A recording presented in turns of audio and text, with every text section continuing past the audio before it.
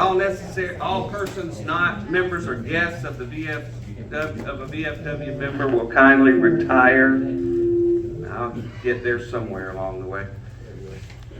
Comrades, by the power and authority vested in me, I am about to open Smith Winn Post 96 for the transaction of any business that may lawfully come before it.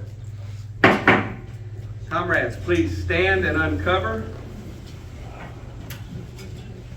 Comrade Chaplain, would you please deliver our opening prayer? Let us bow our heads. O sovereign ruler of the universe, who art the Lord of hosts and God of peace, without thee our efforts are in vain. Continue thy blessings upon us and our families, we pray thee, and guide us during our deliberations. We beseech thee, O God, to bless the dependents of our departed comrades, and to comfort all who gave their loved ones to our nation's cause. Bless and strengthen the sick, the needy, and the afflicted. Bless, we ask thee, the widows and children in our national home, and help us to fulfill our duty toward them.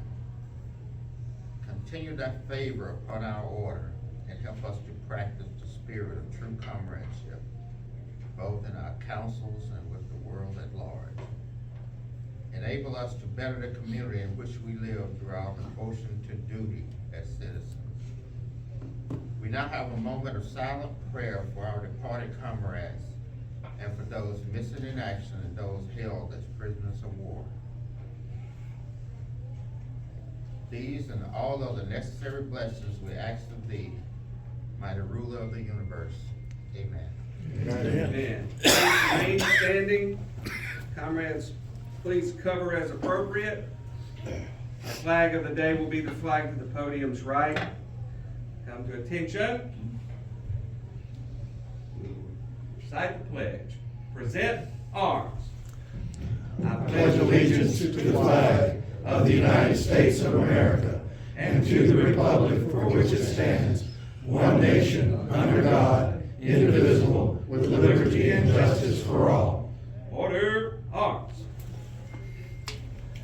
We'll dispense with singing today because we don't want to get our guests' ears all in a uproar. So we will now break for lunch. We will resume at 11:40.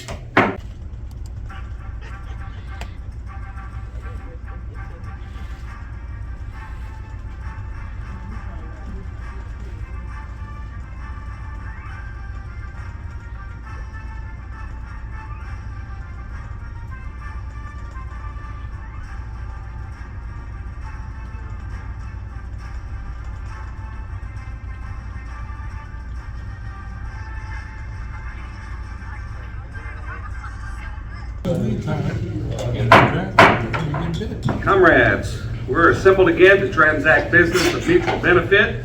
Do not let petty jealousies or trivial personalities influence our deliberations. Let us uphold always the obligations of unselfish comradeship and loyalty to our organization and to the government of the United States of America.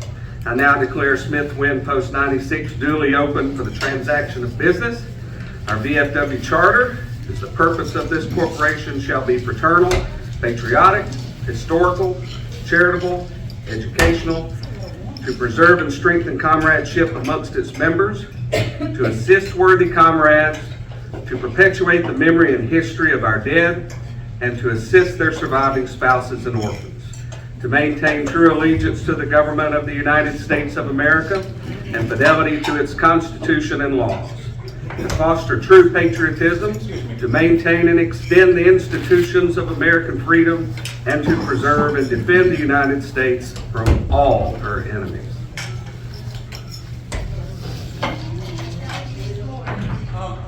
At this time, we're going to recognize myself for the roll call of officers since the adjutant can't be with us today.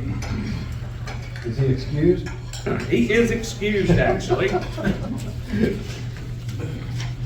If you've met his wife, Dang, then he is in servitude down in Florida. So he cannot get back with us. So if you would, just signify by saying present. Commander Robert Carr, present. Senior Vice Commander Paul Robertson. Present. Junior Vice Commanders Brian Petters. Present. Quartermaster Charles Stultz is excused. Same thing with him. Adjutant William Chevrolet is excused. Trustee number 1, James Dothrow. You said he contacted you, right? Right. He's excused. Trustee number 2, Terry Fetzer. Here. Trustee number 3, Jason Hughes. Present. Judge Advocate William Grinstead. Here. Chaplain Thomas Birch. Present. Of course, the service officer is excused. Surgeon Hillard Means. Anybody heard from Hillard?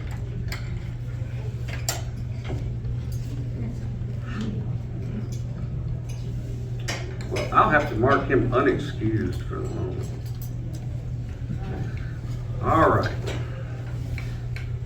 So all officers are present and or accounted for. At this time, the quartermaster is not with us to give us a report on any new applications, so we will forego that at the moment.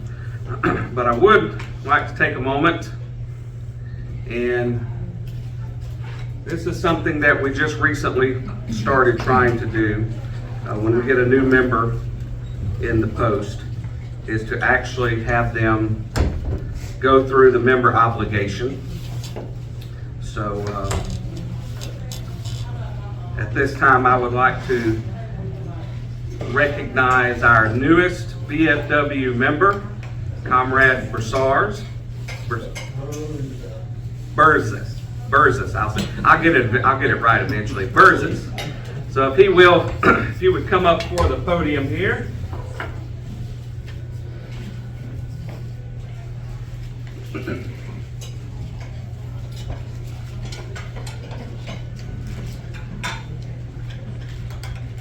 All right, just going to give you the member obligation. You'll just at the very end say you will, so you'll raise your right hand. In the presence of Almighty God and the members of this order here assembled,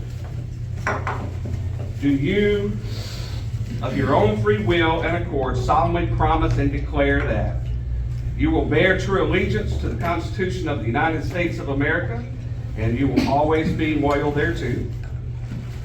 You do further solemnly promise and declare that you will comply with the congressional charter, bylaws, and ritual of this order, and you will always be loyal thereto, and that you will never wrong or defraud this organization nor any member thereof, nor permit any wrongdoing to be done to either, and if it's in your power to prevent it. You will never propose for membership any person not eligible nor whom you know to be unworthy. You will never make known to anyone the not authorized to receive it any of the work of this order. Should your affiliation with the Veterans of Foreign Wars of the United States cease in any way, you will consider this pledge as binding outside of the order, as though you had remained a member of the same. All this you promise and pledge upon the honor of a true comrade and citizen of our national and great republic. Say I will. I will. All right. Thank you. Congratulations. Welcome to be a member. And so with that, I'd like to present you the flag pin and lapel pin with the VFW logo. All right. Thank you, Aaron.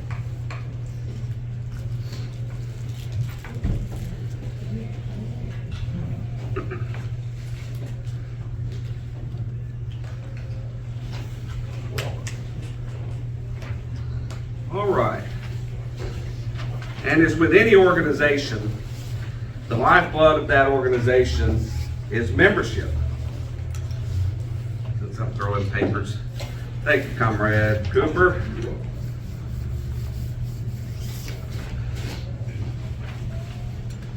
The lifeblood of any organization is its membership.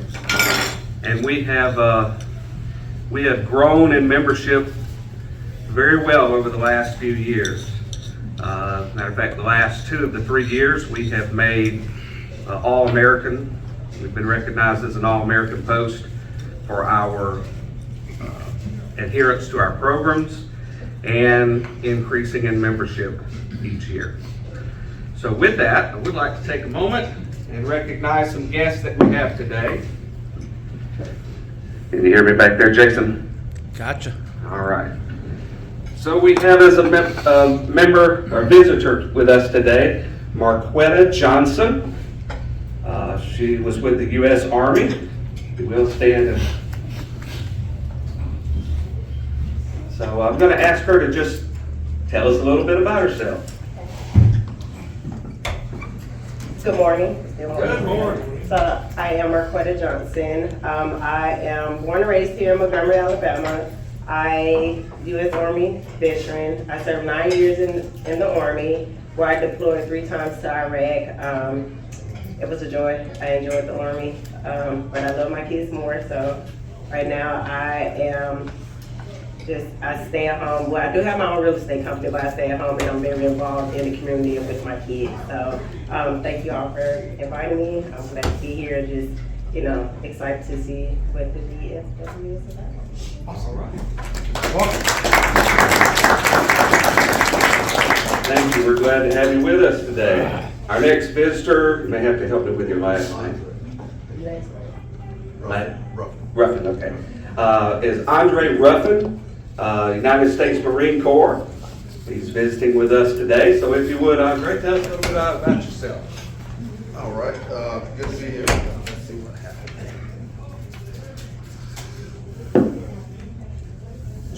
Change channels on us for some reason. Like I said, I'm Andre Ruffin, United States Marine Corps. Had the opportunity to serve in Iraq from 03 to 04. Thoroughly enjoyed my tour, thoroughly enjoyed my time in the Marine Corps. Started off as a tanker. After that, I was asked to go to be a Marine security guard. So I went on embassy duty, and it took me to Dakar, Senegal, West Africa, the Philippines, and I spent a little time in Dublin, Ireland as well. That was one of my better tours, so to speak. So really enjoyed it. After my tour was over, came back. I spent a little time in the DC area, and after that came back to Alabama. I live here, currently in Montgomery. I'm from Mobile originally, but been here at least going on 23 years. Graduate of ASU, also a graduate of University of Alabama. We got an MBA, Roll Tide. So I can't say that again, Roll Tide. But again, I'm happy to be here, and Marquetta invited me. And I myself would like to see what the VFW is about, and like to see what it has to offer for me. So thank you very much. Thank you. So now imagine that. Welcome. I met Marquetta. Well, I didn't meet Marquetta. I saw a post that she made on Nextdoor, and recognized that she was a veteran, Iraq veteran. So I invited her through messaging. And so if Marquetta joins and Andre joins, she will not have but one day in the organization and already have recruited a member. So that is what we need, and so we can all do it. So let's get out there and try. Yeah.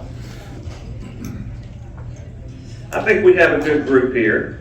I know I get a little long in the meetings, but we do have a good group. So our next visitor with us today is Lieutenant Colonel Kimberly Hoffman, and with the United States Air Force. So if you would, Colonel, tell us a little bit about yourself.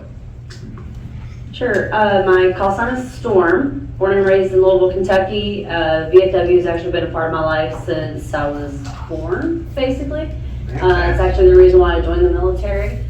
Going to all of the different events that the VFW had with my grandma and my cousins. So got to hear a lot of great stories, and that's kind of why I'm Air Force. Served in Afghanistan for 4 months, and as soon as I got back, I immediately applied for my life membership. got that knocked out. And then was sitting alert for Odyssey Dawn. When that kicked off, I went down to Djibouti, Africa, was flying missions there. And then my most recent was for Operation Inherent Resolve, flying missions over Iraq and Syria back in 2014 and 15. And now I'm back here in Montgomery for a second time around, and I will be here for at least 3 years. So.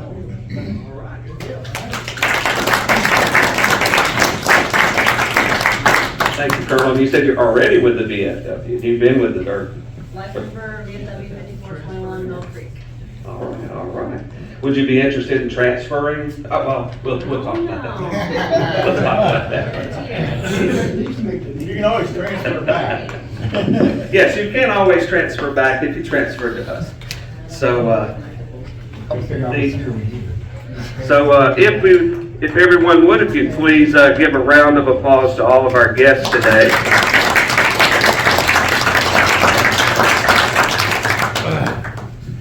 All right, I'm going to switch mics. Or maybe it'll switch for me.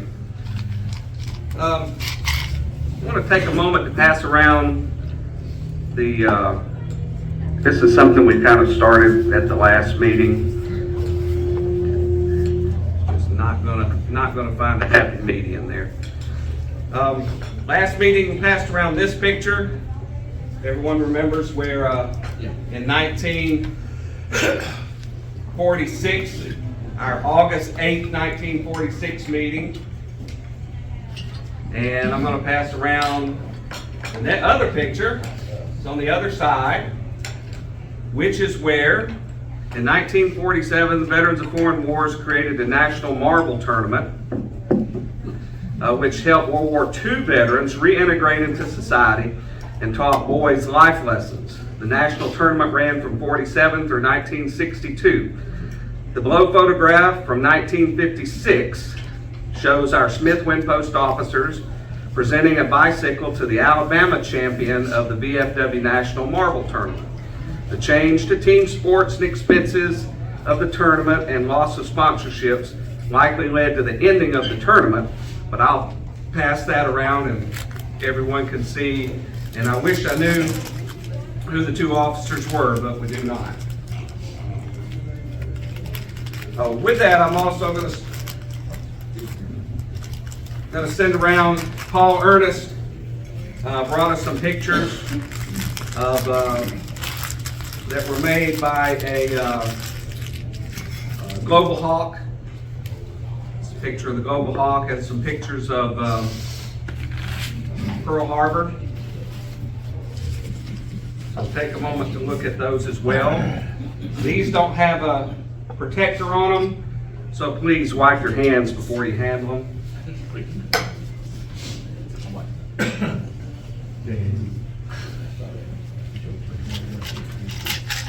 All right.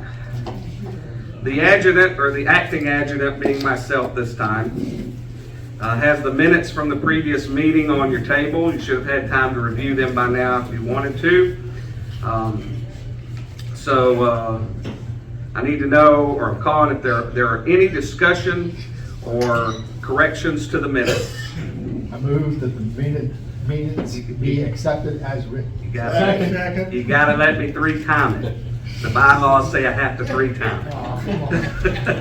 Are there any amendments or corrections to the minutes? Are there any amendments to corrections of the minutes?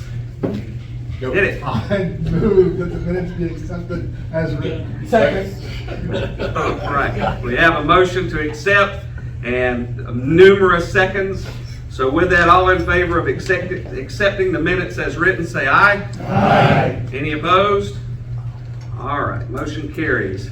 Make sure the Adjutant Chevrolet, who is not with us today, but will be watching the video, the minutes have been accepted as written. All right, in the absence of the quartermaster, we're going to call on Trustee Terry Fetzer to give us the quartermaster report. Okay, we began the month with $6,605.46. We had receipts of $30 from VFW National. which is probably for life memberships. We had expenditures of $225 to Tallman Insurance Agency, $25 to the National Children's Home, $516 to Golden Corral, and a $3 service charge. That was checks written on all of those. And then our new debit card, which we're required to have, we had a charge of $350 to State of Alabama for the poppies, and another $100 to the State of Alabama for VFW USO. BSO. Not my writing. And so that gives us an ending balance of $5,416.46. Questions I can't answer. All right, if you have any questions, we'll hold those for Quartermaster Stoltz at the January meeting, as we will not have a meeting next month because Golden Corral, I don't believe, is even going to be open on Christmas Day, which would have been our corresponding meeting day. So with that, any questions or corrections to the Quartermaster report? Any questions or corrections to the Quartermaster report? Any questions or corrections to the Quartermaster report? All right, there being no questions or corrections, the report will stand pending audit by the audit trustees. All right, Charles Stoltz is also our service officer, but he being absent today, I'm going to call on, the Post is so fortunate and thankful to have the Commissioner for the Alabama Department of Veterans Affairs, Rear Admiral Kent Davis. I will call on him for any updates that he needs to brief us on. Thanks, Commander. Can y'all hear me without a microphone? Yep. Yeah. All right, I'll try to keep the booming voice so you can hear me. First of all, good afternoon now, everybody. Just a few updates on things that have been going on. First of all, thanks to everybody who participated in Veterans Day events. There were so many events this year around the state. For 2 weeks, I think the commander and I were all over at events. It was hard to keep up with, but good turnout. And I also want to give kudos to Jason. If you haven't seen Jason's video products covering some of the events lately, you're missing out. He's done a great job taking video and editing them. If you get a chance, take a look at some of his handiwork. It's just really heartening to see what he's done at some of these events. I mean, it started with the National Fair and went flag raising and flag retirement, and all through Veterans Day week, all sorts of events, including a great event at the Montgomery Chamber of Commerce. They did a great job, well attended there. Really appreciate all the VFW members that showed up for that. Montgomery had an event at the stadium that was good, and we're in discussions with the city of Montgomery for next year, put on even more. There is even talk, it's tentative, about bringing back a Veterans Day parade. So we're encouraging that, and we volunteered in the Alabama Department of Veterans Affairs to kind of help lead that effort. So we'll see next year, we might bring a parade back to Montgomery. Meanwhile, Birmingham and Mobile and other towns had great parades and events surrounding those. Get new members that way too, sir. Absolutely, yeah, it's a great recruiting opportunity. All right, a segue into a topic I've talked about before. This is not a happy topic, but it's a topic we need to talk about. It's about mental health in general for veterans, and especially veteran suicide. We are still seeing very high rates of veteran suicide in Alabama. There are lots of efforts going on at the federal, state, and private sector level to overcome that. I want to tell you about one that just culminated last week. I've mentioned it before, Operation Iron Ruck. The Student Veterans Associations at Alabama and Auburn got together last week and did a 151-mile ruck march to raise awareness of veteran suicides in Alabama. Believe it or not, I did the first 10.5 miles of it. But I'm telling you, yeah, not bad for an old guy like me. I was gonna say old something else. Hey, it was great. the best turnout I've seen, mainly students, but a lot of others showed up for it and joined along the route. Just great event, great coverage, so it raised awareness and got a lot of donations to nonprofits to help with veteran mental health issues. That kind of topped off a lot of events that have happened over the last month, especially surrounding Veterans Day. And everyone seems to be understanding this is a really important topic. Connected with that, I may have mentioned this before, this is a big deal. Alabama is part of a national opioid settlement. Long story behind this, but big pharmacy companies and others that overprescribe opioids. If you're not aware, veterans are twice as likely to be hooked on opioids as a member of the general public. And it leads to other issues. It leads to homelessness, suicide, you name it. A lot of it is connected with our unique service and uniform. Frankly, some of it is self-inflicted by the veteran system because for decades, veterans were overprescribed opioids. And now we've got a problem on our hands. Well, as part of the national opioid settlement, Alabama is slated to receive about $300 million in opioid settlement funds. And there's a commission that's been meeting to decide how to distribute those funds.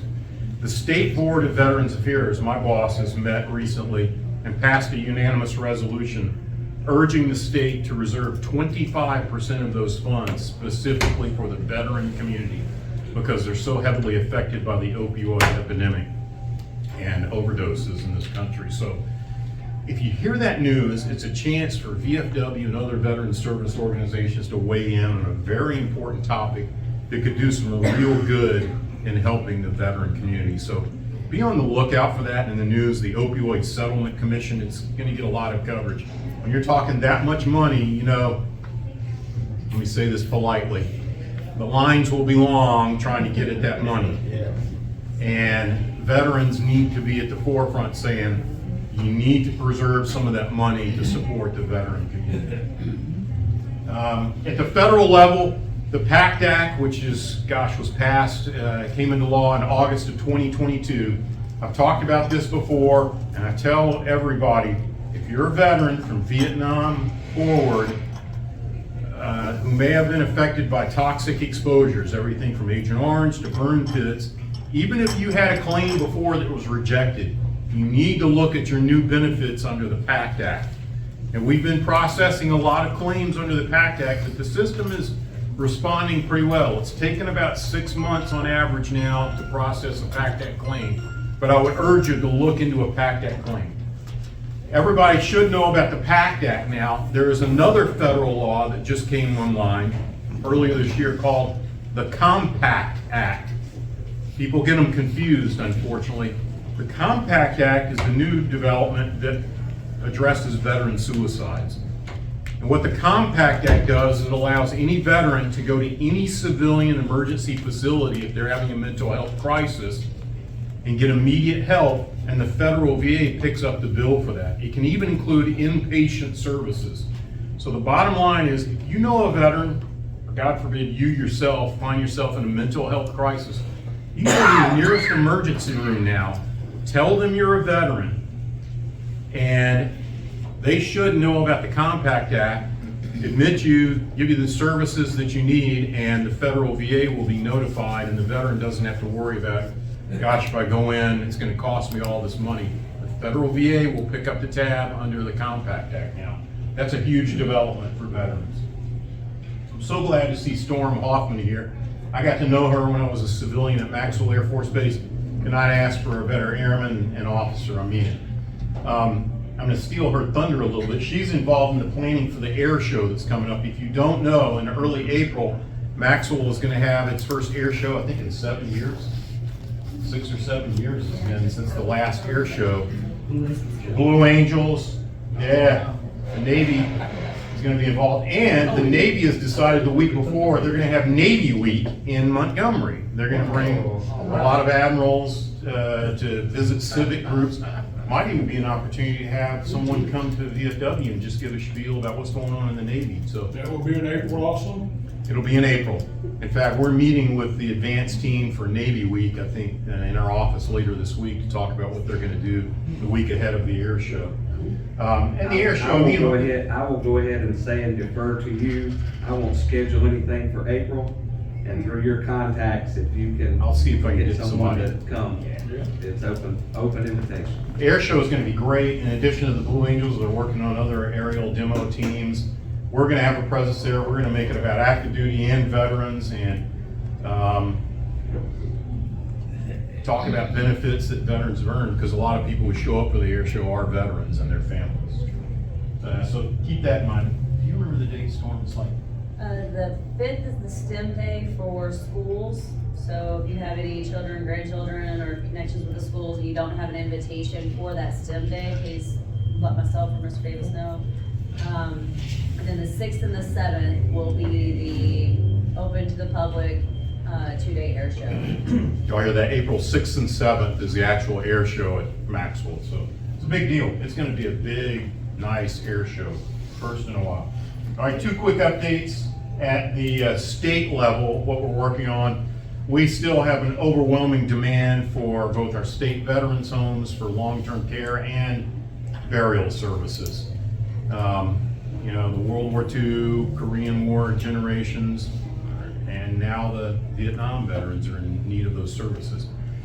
We are trying to keep up with demand. So we're expanding our state veterans cemetery in Spanish Fort. We expect to finish that expansion, which adds 4,000 burial plots in December. We're going to have a grand opening in February for that project. We are also, and I've been pretty open about this, we're in negotiations with the National Cemetery Administration to put another veterans cemetery in Alabama up in the Huntsville, Decatur area. Because believe it or not, we don't have a veterans cemetery up in North Alabama. There is a geographic hole up in North Alabama. So in the next couple of years, we're going to seriously pursue that possibility around Huntsville, Decatur area for another veterans cemetery. And last but certainly not least, to address the state veterans home issue, we have the longest waiting list in the country to get into our state veterans homes in Alabama. We're just talking about this. The demand for our long-term care is very high, but we are building a new veterans home in Enterprise. I was there last week with the mayor of Enterprise to get in a tour. It's about 80% complete. It should be open next summer. That'll alleviate a lot of the backlog that we have in the waiting list to get into our state veterans homes.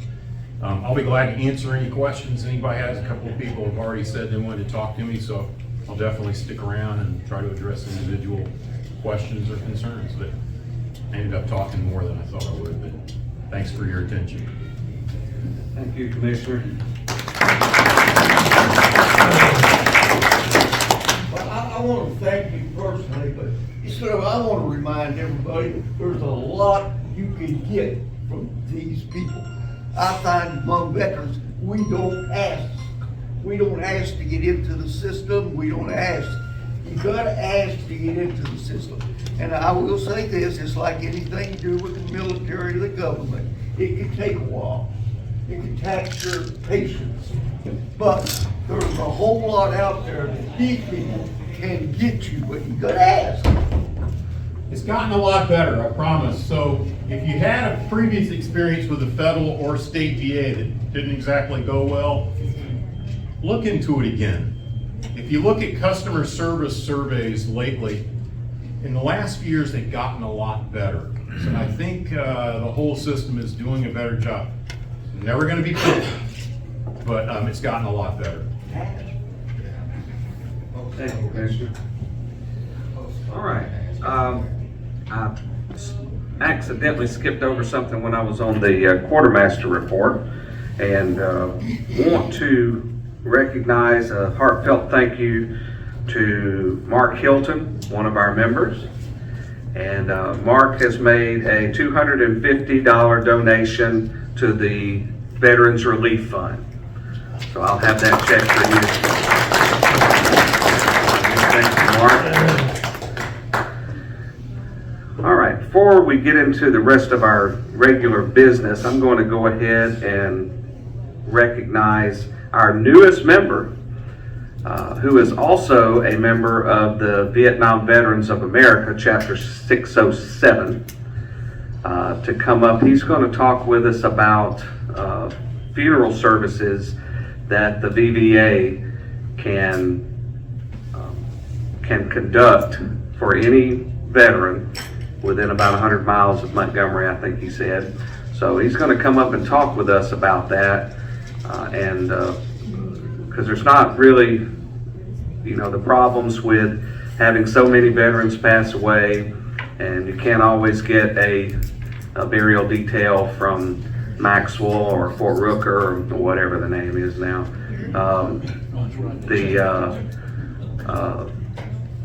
There's just too many that pass away in one day. And so they're making an effort, the VVA is making an effort to make sure that no veteran goes unrecognized without a full service military funeral. So with that, I would like to ask Larry to come up and talk to us about what the VVA can do.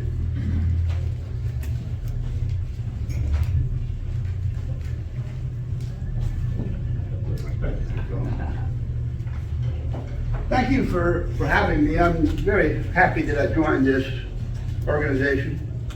It fits well with the Vietnam Veterans of America, which I joined months ago. Hasn't been a year, but I got myself into the Honor Guard because I just thought it was a good thing to do. People are, like Robert says, some of them don't know that they could get Honor Guard services, and some just don't think they exist. And a lot of people try to get them, and you're lucky if they get two guys to fold the flag and with a machine play taps. That's pretty much what you're going to get from the active duty people. At the VVA Chapter 607, we do a full Honor Guard. We have a color guard for the flags. We have people who do the entire presentation, not for funerals, but for other organizational needs.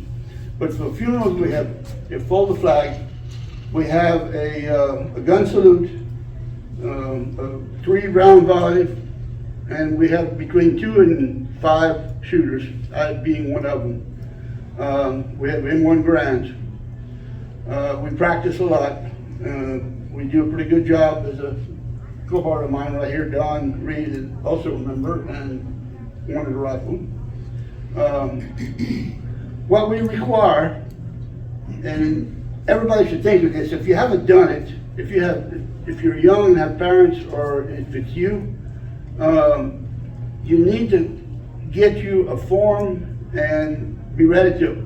You have to ask the funeral director for a flag. The funeral home furnishes the flag. They're reimbursed by the VA. But we do not furnish the flag.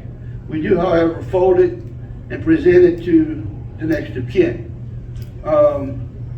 We didn't have the volleys fired, and then we have live taps, and we have a great taps player. And it's a lady, and her daughter also plays taps. And on occasion, we can get echo taps.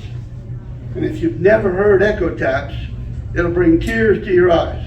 They get a distance apart, and one plays slightly behind the other. And it's an awesome thing. We will go up to 100 miles to any cemetery. We require, or we request 4 days notice so that we can gather the people. We're all volunteers. And people have lives, but we try to put it together. Within 100 miles, we'll travel. There is no cost for any of this, no expense to family or from anybody. We take care of it ourselves. If we cannot do a funeral for a veteran, we'll do one later at graveside with the family. We will come and give them the honor they deserve. We all deserve military honors when we die. we paid the price already. So is there any questions that I can, yes, sir? What if it's not a burial? What if the person's been cremated? How does The that? same thing, Same thing. same thing. I don't know exactly how they do the flags on a cremation, but they deserve the same honors as regular burial. Usually the flag is taken off of the casket and Right. folded. But the flag can be unwrapped and folded and then presented. Yes, sir. You do it for veterans of, Any, any veteran, not just Vietnam veteran?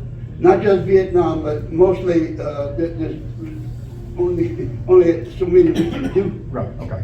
But World War II and the Korean War vets, we'll try to accommodate everybody that we can.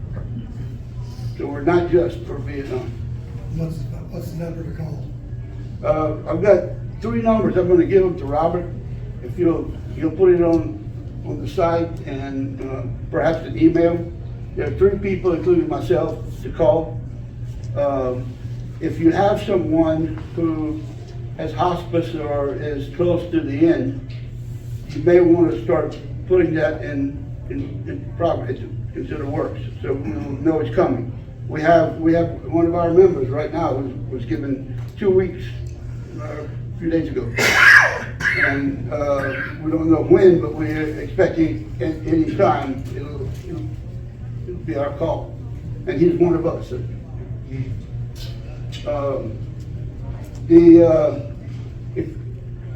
If you haven't already done it, dig up your DD 214.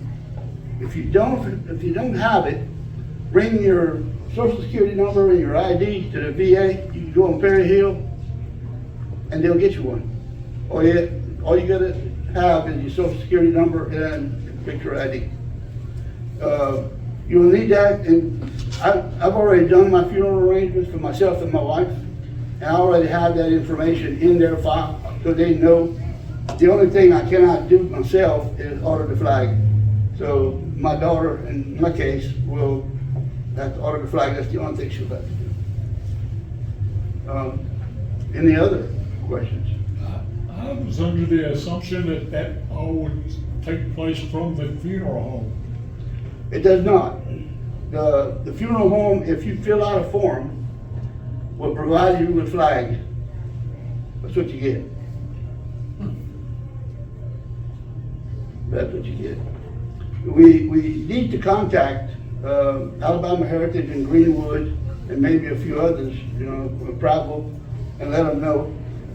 When I joined here, I was wondering, why aren't we communicating more? Because a lot of guys in this organization is Vietnam vets, and a lot of Vietnam vets are in this organization. Count me and Don, and I'm sure others of you are too. But people are dying, and their families don't know what to do. They've not been told what to do. So they think it's going to get taken care of, and you just asked a good question there, and it just doesn't happen, and then everybody goes home. Well, if we can't do it, we'll do it after. We'll do a memorial service for the veteran at the gravesite or wherever it be. Yes, sir. Are y'all in uniform? Yes, sir, and I'm wearing it. It's multi-service. We do Army, Navy, Marines, Air Force. It's got a black boonie hat that I'm not wearing, but this is what it is. We do blouse boots at funerals, but otherwise, we're no particular service. Turn around and show your back too. Yeah. Look at the back, guys. Isn't that cool? Yep. Any other questions? I'm gonna leave these numbers with Robert. I'll take it, okay? And, thank you for listening, and I hope that you will do something. Because we're all gonna die. Bad news, we're gonna die. Do y'all ever provide hardware? No, no, sir. We have actually 6 in one garage, but we only use 5, and that all we do is the bodies. fired 3 volleys. So it's not a 21 gun salute, but it is a salute all the same. Anyone else? I don't think anybody still does a 21-gun salute. Yes. Can I just well, somebody asked about pallbearers. There are other organizations that provide services and funerals for veterans, like Patriot Guard, American Legion Riders, and everybody tries to come together. Even when, believe it or not, we have unclaimed remains. We have veterans who die, they have no family members. We always try to find groups that will come forward and act as pallbearers, escort the body, do appropriate honors. And it's, in the end, almost always, those groups come together and make sure there's appropriate honors. And Vietnam Veterans is a great partner in that, making sure that every veteran gets appropriate honors at the end. Thank you, Larry. You know, it's great when you can have a brand new member that comes in and is able to share something and so much good information for veterans. And just like last month when we had one of our other new veterans that talked about sight impaired veterans and his experiences through the VA. All right, we'll resume our regular meeting now.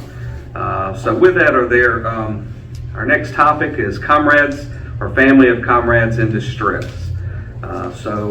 Continue to keep Mark Hilton in your prayers, Troy Tysinger, Joe Williams and his wife Linda, Lamar Smith, Doc Holliday, and BJ Cooper.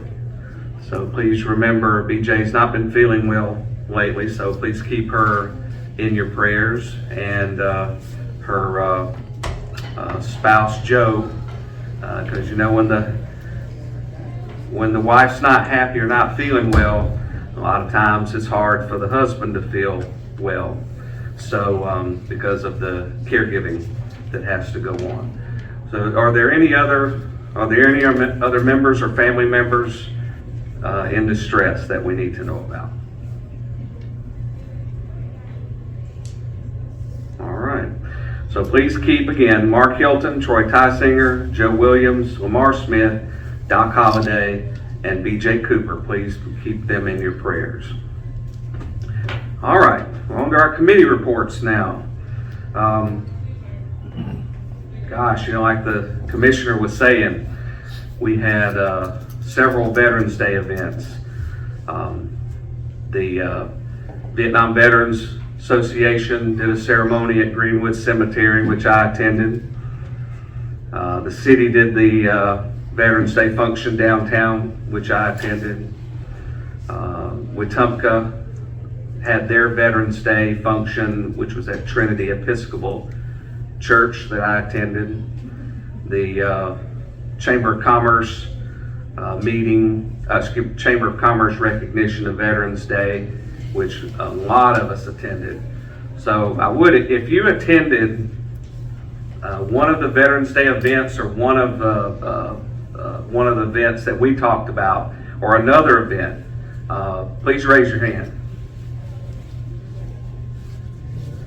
All right, so that's a great turnout, and so I appreciate everyone representing the VFW.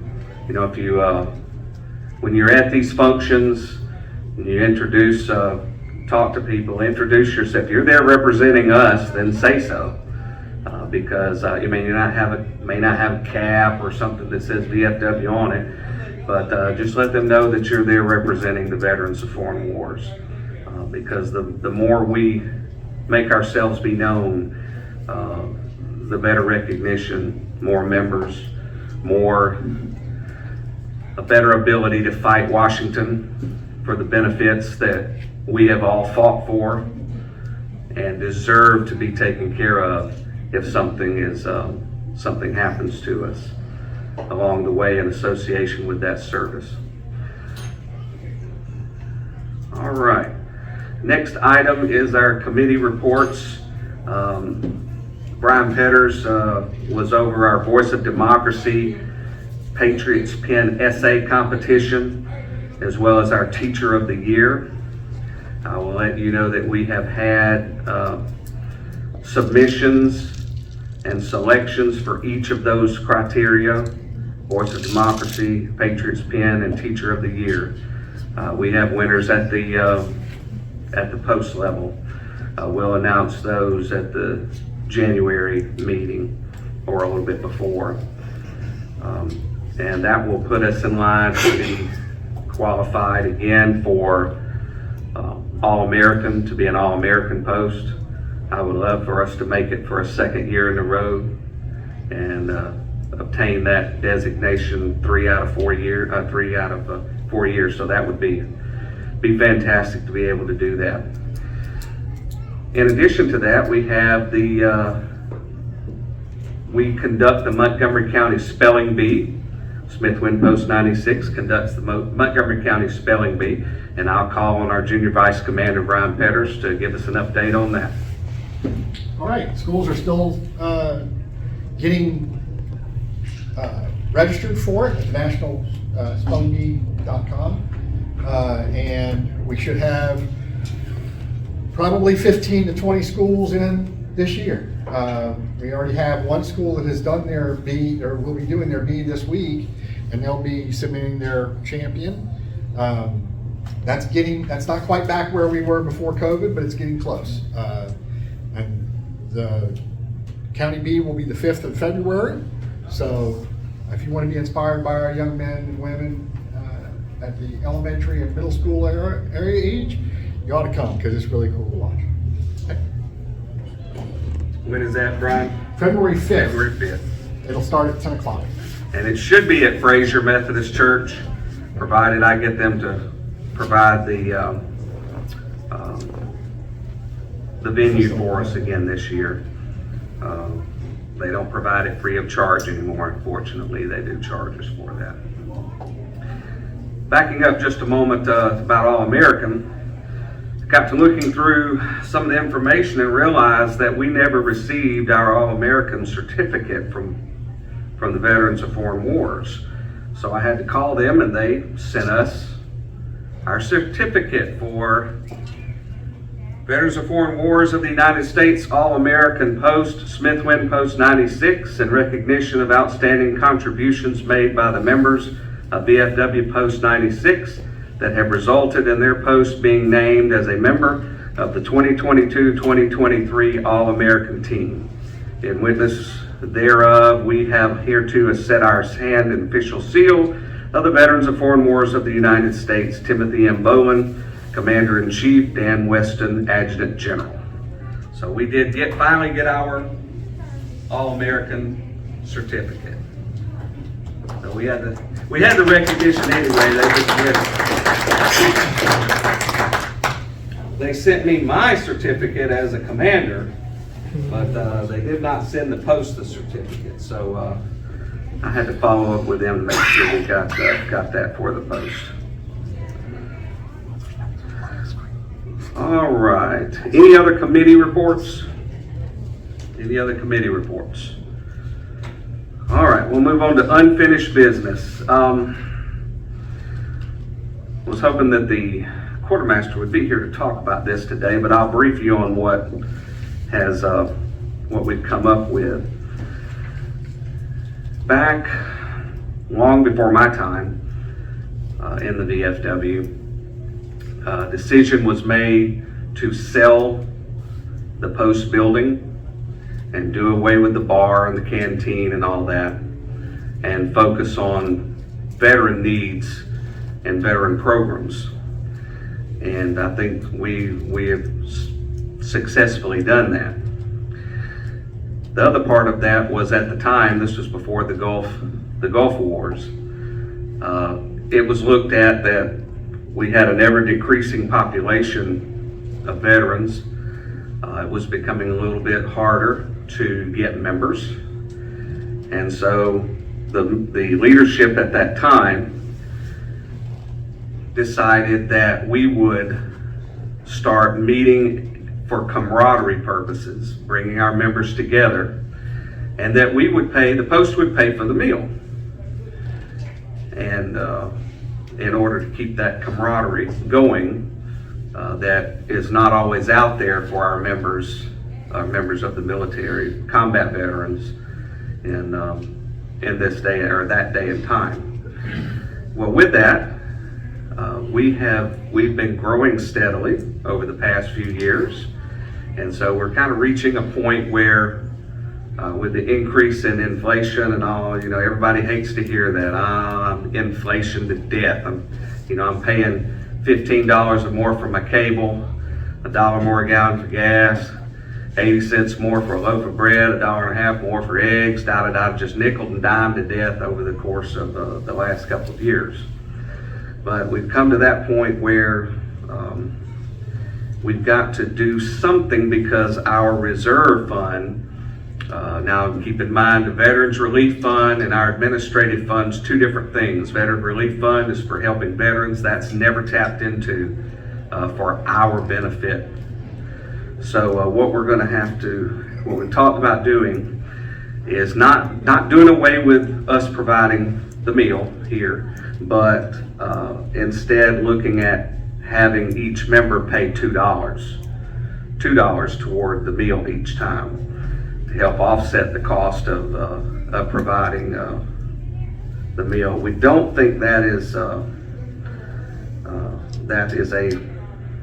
request that is unreasonable, but it does require a vote by the post in order to implement that.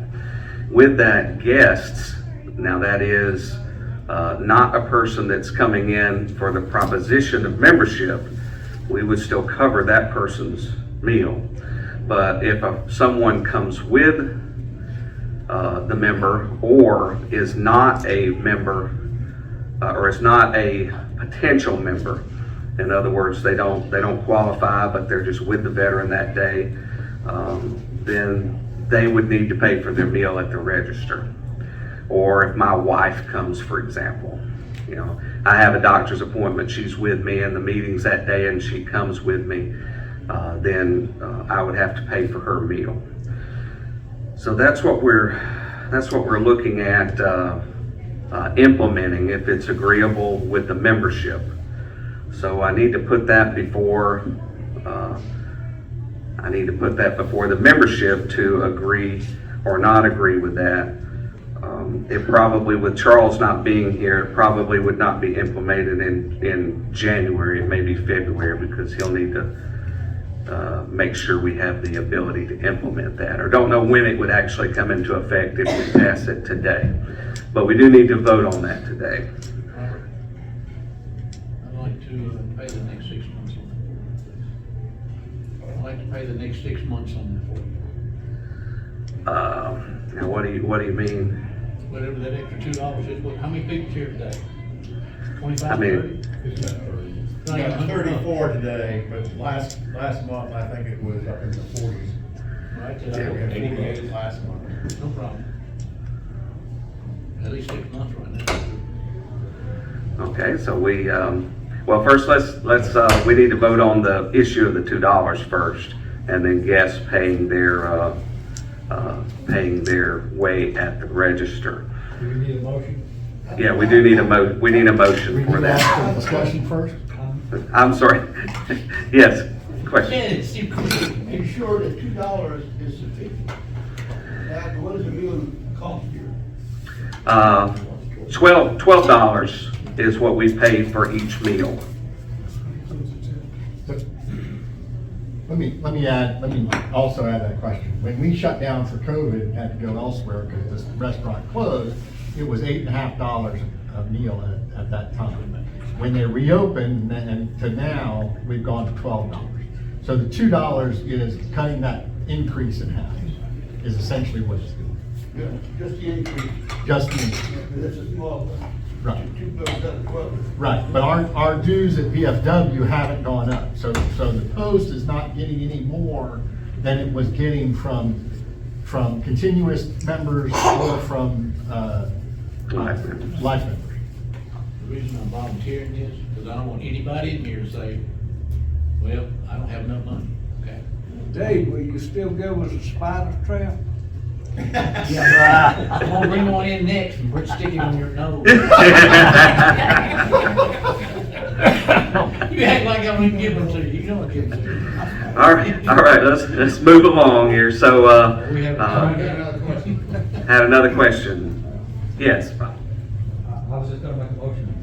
I was gonna move that we accept $2 from each member as we come in for lunch, that we charge or pay for any guests that we bring at the regular price, and that prospective members not pay for their first visit. Is that all I need?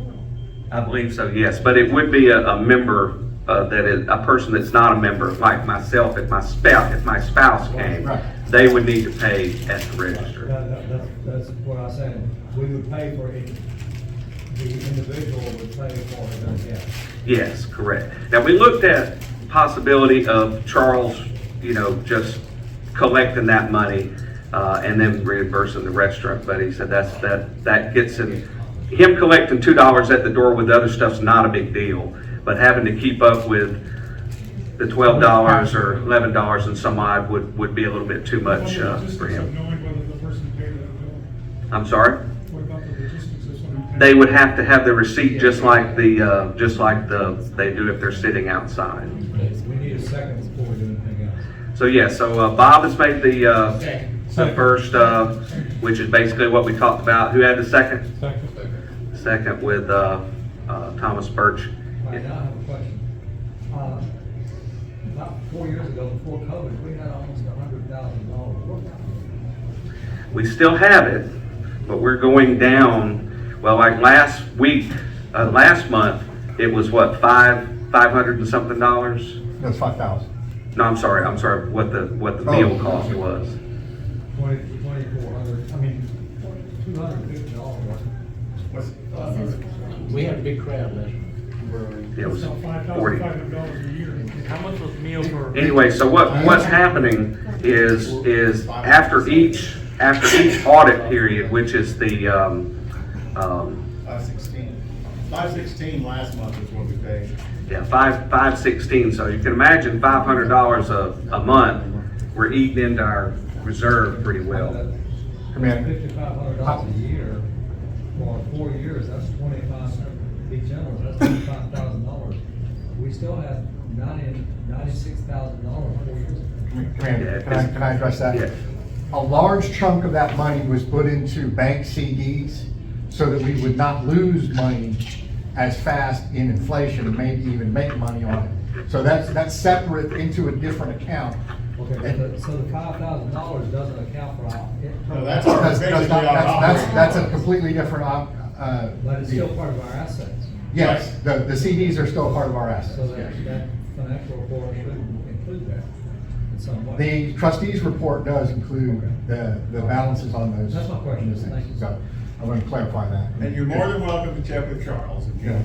I know Charles, he'll have it fixed. But, yeah, we voted 3 or 4 years ago to put up 75,000 or more, maybe 80,000 of that money into a CD and keep rolling it over. That's fine. Well, we did it in various CDs In various that would CDs, that would right. renew at different times. I just knew the math didn't work. Yeah, no, good question. And so and as I made the announcement last month, our old building we can buy it back for $350,000. So we can go that route also. But all right, so back up. Where's my yes? Along the lines, we have enough money to survive, doing what we're doing the next 10 years. But if we keep going this way, we won't. Oh, I agree. And that's why all we're trying to do is help offset it a little bit, just to slow down the flow to the dam a little bit to make things a little easier. Right now, $2 would be bad. But if we waited longer, then we may be having to charge everybody the full amount. And we'd rather charge a little bit over a long period of time than a lot Well, in longer. I'm not questioning that at all. I'm going to make a motion to do it. He just wanted to know where the money went. It So- has to not nowhere, It's- but it's- it's going. If we Most, don't most do of something it, most all of it's still there, but it is dwindling down. Yeah. You You know, at least rent the house out to us, you know? let me finish this part before I joke about it. So, I'd say we're not gonna implement that in January because we want to have a chance for Charles to get here and actually, put his, 2 cents on it, but we will let him know that the motion passed. And, We're not voted yet. oh, I'm sorry, we did, that was where I was backing up to. So, need to have a vote on, charging $2 for members. The person visiting that is a potential member would still be, we would still cover their meal for one time. And then any other people that come would need to pay their way at the register if they're going to be here, such as myself if my wife came. Unless they're Yes, an ma'am. invited guest, like a speaker, that's all covered by us. Yeah, let me interject that. If we invite an outside speaker, amend to Bob's motion there, an outside speaker that comes in that we are inviting, we would cover that speaker's meal. That, I did leave that out. Thank you, Paul. And I'll add that, amend my motion to include invited speakers, would be, we would pay for the invited speakers. Okay. And we need a second from the same person. Do we need a second from? Okay. All right. Well, let's have a revote on that. The only addition was that we do cover the speaker if we have a speaker that comes in from outside that's not a DFW member. So all in favor of that motion, aye? Aye. Any opposed? Motion carries. All right. Well, Charles will be happy with that. All right, would like to bring some recognition on unfinished business to Mark Hilton, back before Veterans Day. Mark the Cool Simmons, as everyone knows, who is a great person working with the Alabama Gazette. She gets veterans interviewed and publishes their interviews in the Gazette paper. And she's been very good to us in getting us recognition through the paper. Well, she asked us back in a couple months ago if we would send out to the people that she has interviewed, that she knows of, that are World War II veterans or before, to send them out a Veterans Day card. And so I would like to recognize Mark Hilton, who undertook that, addressed those cards and sent them out on behalf of the Post, covered the postage. I want to bring that up. This is Harold Wilson. Mike King, man was here. She gave me $20 for postage. Well, that $20 went way far up and beyond just postage. So she basically paid for the whole thing. I just did all the work. So Mark did all the legwork and got those cards sent out. So if you will, let's give Mark a hand. Thank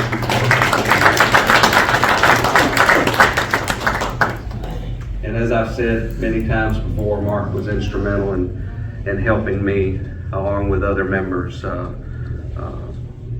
to be arm twisted into becoming your commander. So, but I thank him for that. He was instrumental in helping with a lot of things that even helped me when I moved up to the district level. All right. Any further old business needs to be addressed? All right, move on to new business. Is there any new business? Yes, Jason. Can I help through that?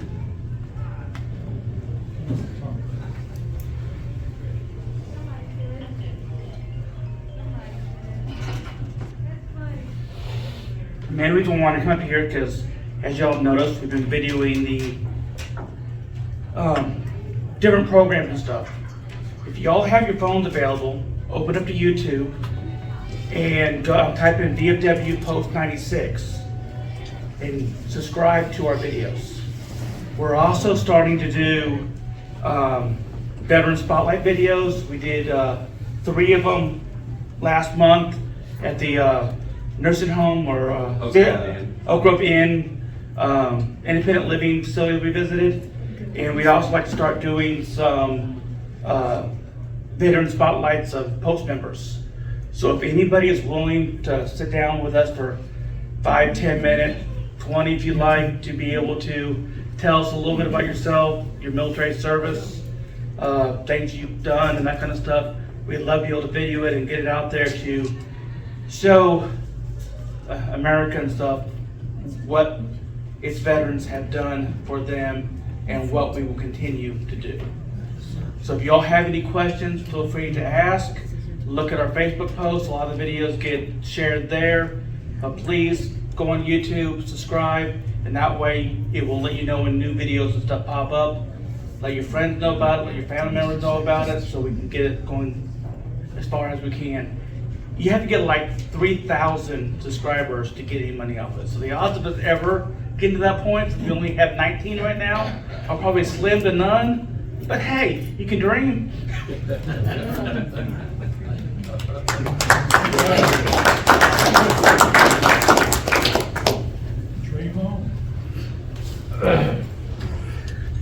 And I'll tell you, up until probably Mark and I were usually the ones on the phone most times during before meetings and stuff. But now, after each function, I think it's Jason and I that are on the phone. Sometimes 10, 15 calls a day about, hey, I made this change, look at that, and we'll look at that. Hey, well, yeah, that's great, but can you do this? And he'll make those changes, and then he'll say, well, I can implement that, but not the other. So there's a lot of back and forth on getting the editing process on the videos that he's done. But I think he's done a phenomenal job, as the commissioner mentioned earlier. And what better way to get our post recognized and to recognize our fellow veterans. But yes, we do want to do the Veteran Spotlight. You know, maybe it's something we can do after each meeting, as long as we all have the time, where we can sit down and just do I mean, it's just 5 minutes, I would say, just to tell us about yourself, what you did in the military.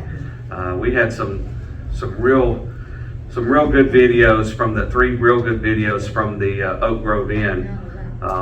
They had, that reminds me, I've got to make a donation to the Veterans Relief Fund, because they asked me to come speak. I told them there was no, but they gave me a gratuity for coming to speak, which I told them was not necessary, so I'll need to make a donation to the Relief Fund for that, because we do not charge for anything that we do. But we did not have the little wireless microphones at the time, so the audio is a little weak on those, and I wish it would have, the people that were around us would have been more accommodating to not be back there talking about stuff when the people are trying to talk.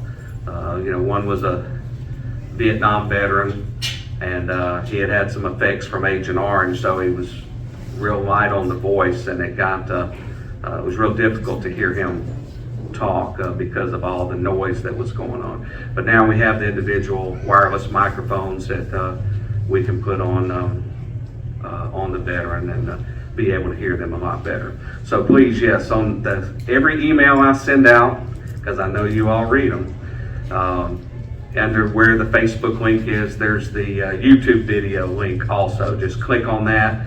It'll take you straight to the YouTube page, and then you can like and subscribe from there. All right, any other new business?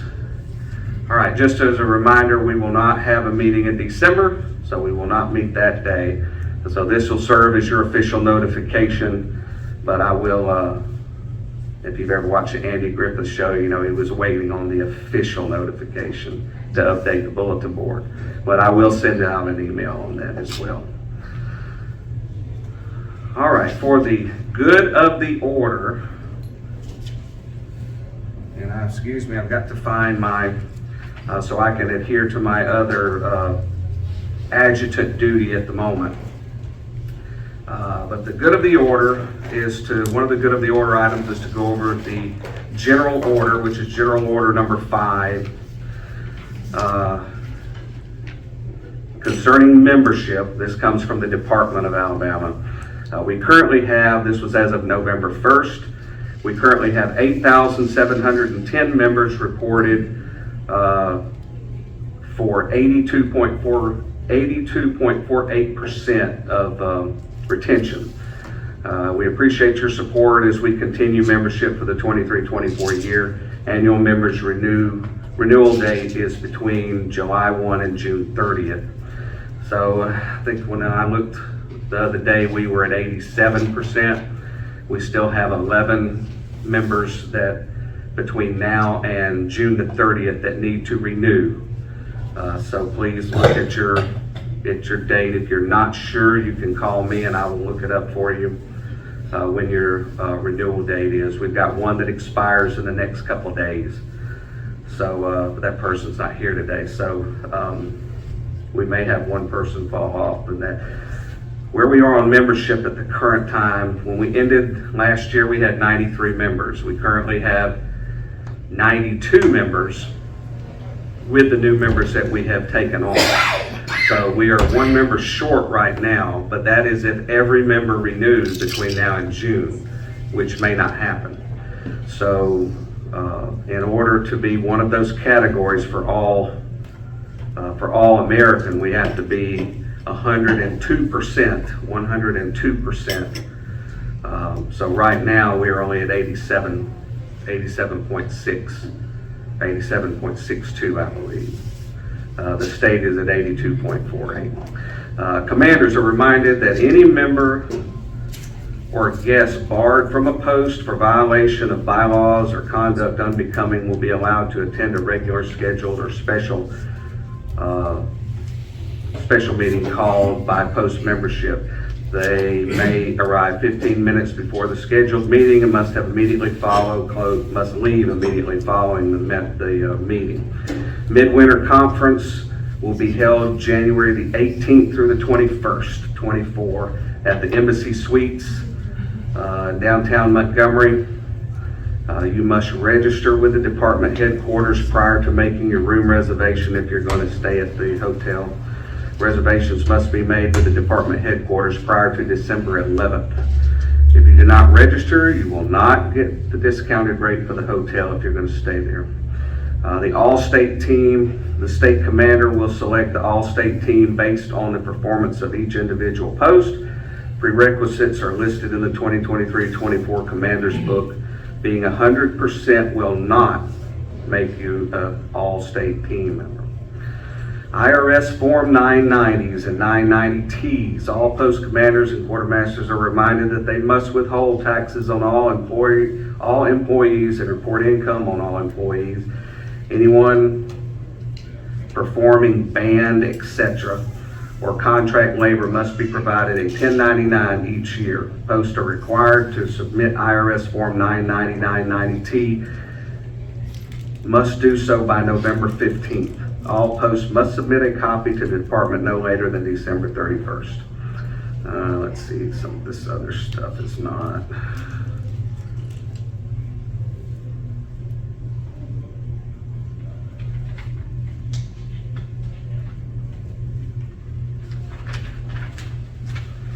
Just so you know, this is required to be handled at each meeting, so I'm not just reading you stuff for my benefit.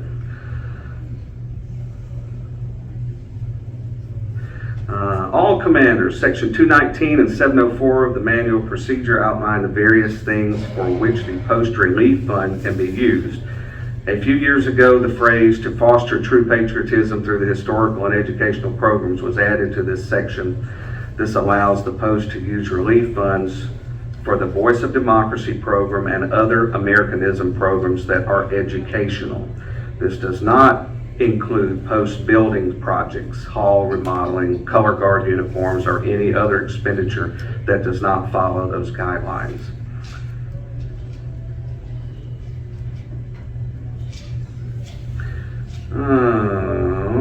Post commanders, on October 22nd, 23, the Alabama Supreme Court ruled on the issue of electronic bingo games. The court stated that electronic bingo does not meet the definition of bingo. The court stated that bingo is a game played with paper cards and there is no such thing as electronic bingo. No post shall have in their possession any form of electronic machine that violates the Alabama Supreme Court ruling. And that's created some problems in some of the posts around the state. So if you hear of talk about that, just keep in mind that the post is not going to have a leg to stand on if they have an electronic voting machine, which we don't have to worry about any of that stuff.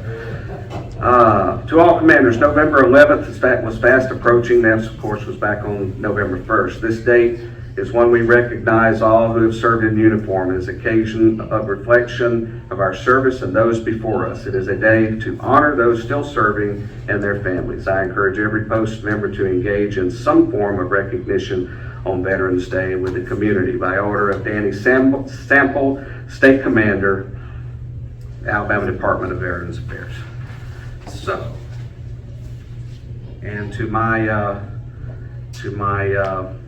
adjutant, Bill Chevrolet, I do apologize. Spectrum was down this morning and I could not print off the days of, that come up other than of course December 7th. Remember December 7th, 1941 as the attack on Pearl Harbor. Take a moment of reflection on that day to remember the lives that were lost and the unfortunate thousands of lives after that resulted in the start of that conflict.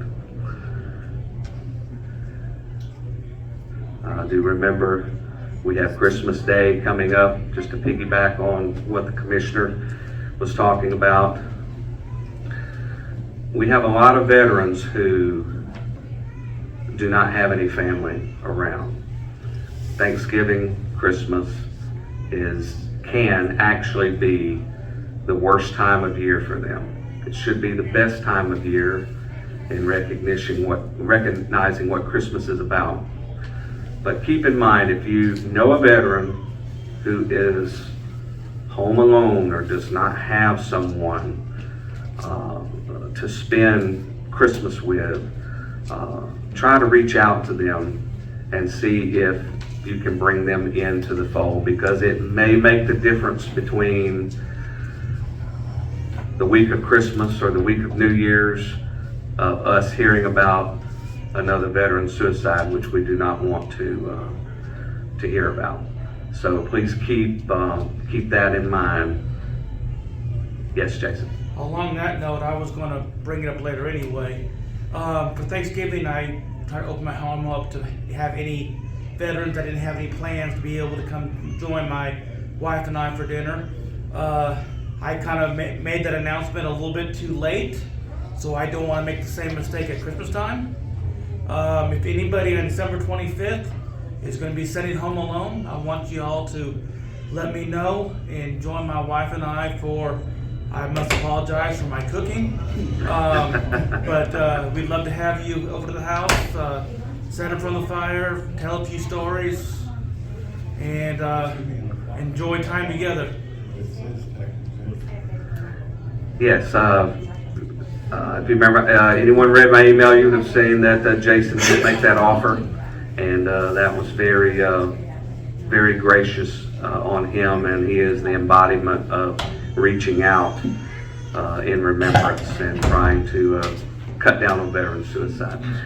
Yes, remember to complete your community service reports. I could thank for a couple of vets too, and I try to put some, if you guys aren't filling this out, until he and I talked about, a year ago, it counts against us if you don't fill this out. Right. I mean, yes, we have to, the state requires us as part of our tax-free status, we have to do community service for the local veteran community. And that's what this form is about. The adjutant takes it and compiles it and submits it. We will not have another meeting before the quarterly report is due.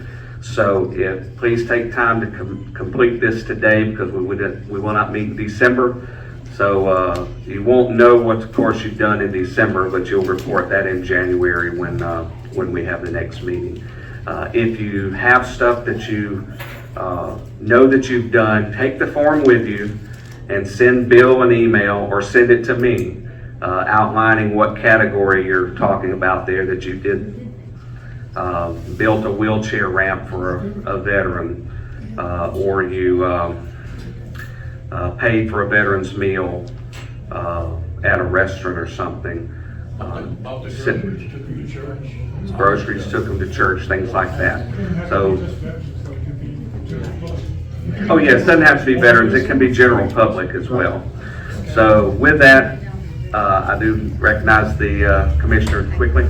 30 seconds of trivia, some other upcoming military holidays, commemorations. December 1st is the Civil Air Patrol's birthday. December 7th is Pearl Harbor Day, and it's also the beginning of Hanukkah for our Jewish brothers and sisters. December 13th is the U.S. National Guard's birthday, and December 18th is National Wreaths Across America Day. Yes, that was the one thing I don't have a printout or information on was Wreath Across America.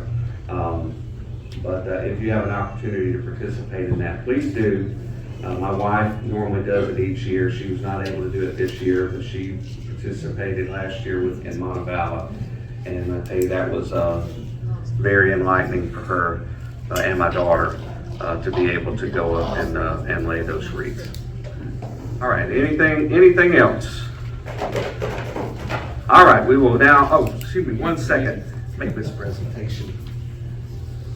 Bugman is going to make a presentation for us quickly before we get to our drawing. This is nothing really fancy or anything, but when I saw this, y'all just gonna say, yes, you knew about it.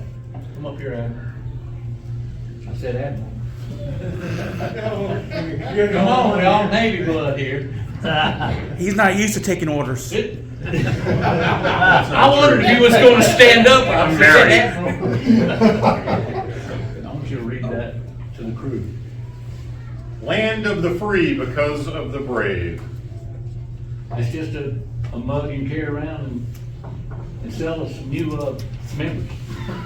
Thanks. I'm a sailor. Does it have anything inside? Oh my goodness. Y'all all got boots on, right?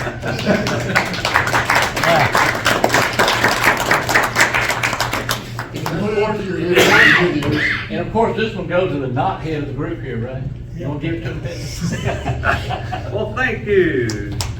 Thank you, says in God we trust. All right, so with that, I'll defer back to Trustee Fetzer, who is the acting quartermaster today, getting ready to step into his regular job later on. Let me say, my 3 tickets, I put them in here too. So if nobody wins, it's mine. And if we could get you, since you're not in the drawing, just pick a ticket. Last 3, 7, 6, 3. Hey. 7, 6, 3. All right. Goodness, all right. Do remember before we adjourn that this is the last meeting for this year, and we want to try to treat our server, Amber. So please consider leaving her a generous tip, if at all possible, because she won't get to have that from us for next month. So with that, our next regular meeting will be Monday, 29 January 2024. Same place, same time. There being no further business, we will have our closing ceremony. Comrades, please stand and uncover. Comrade Chaplain, will you deliver our closing prayer? Let's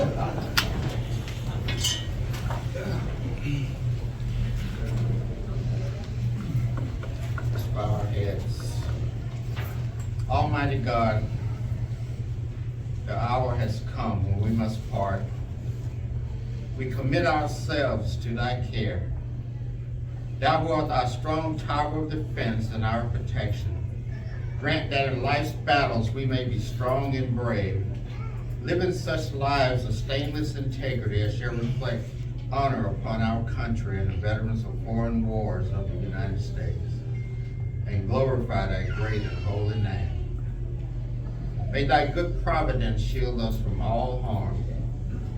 Watch over those who even now guard the gates of freedom, and bring us together again in true comradeship and peace. Amen. Amen. Comrade Comrades, please cover as appropriate. We'll face the flag. Attention. Present arms. Order arms. Before I adjourn us, I wish each and every one of you a very heartfelt Merry Christmas. Please do not spend it alone. If you have any turmoil that comes before you, please let your buddies know. Please let us know so that we can try to help alleviate any hardship that you're going through. I ask for our guests if you'll please hang around just a moment, and I'll talk to you a little bit about our VFW post here. The comrades, I now declare this session of Smith Wind Post 96 closed.